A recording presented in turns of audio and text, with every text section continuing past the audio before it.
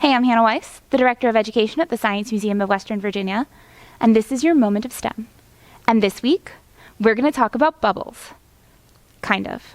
See, you wouldn't know it, or at least I didn't know it, but bubbles end up being this hugely, hugely important part of mathematics and physics, and actually, that kind of boundary between them where they become almost one field. And that's because of something really awesome bubbles do. Have you ever noticed how whatever shape you blow a bubble out of, it's always a circle or a sphere? That's because bubbles try to minimize their surface area. And this is actually some really complicated mathematics and physics that relates to something called gauge theory.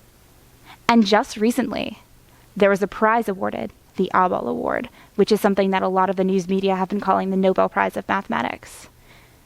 And it was awarded for work in part related to the science of soap bubbles.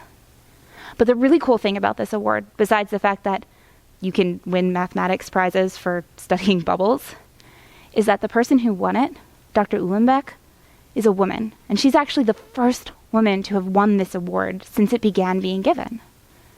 Now, you may not think that's a big deal, but in STEM, there's definitely kind of a disparity between men and women who are participating, studying, involved. And though that's something that's definitely been changing, especially recently, we're seeing a lot more women in fields.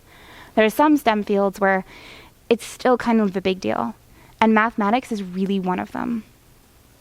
In fact, there are a number of classes that I remember where I was the only girl in my class. In fact, I think I only had one female professor for my entire degree in mathematics.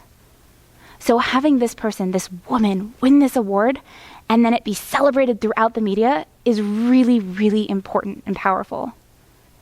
Just as amazing and important and powerful as her work. But the most cool thing is the fact that she knows it and has shared a lot and spent a lot of her work trying to bring more women and girls into math. Because one of the best ways to encourage women and girls to be part of these fields is to show them other women who have succeeded in them. So if you'd like to know any more about this prize and the work that was done to get it, you can check out any of the links below.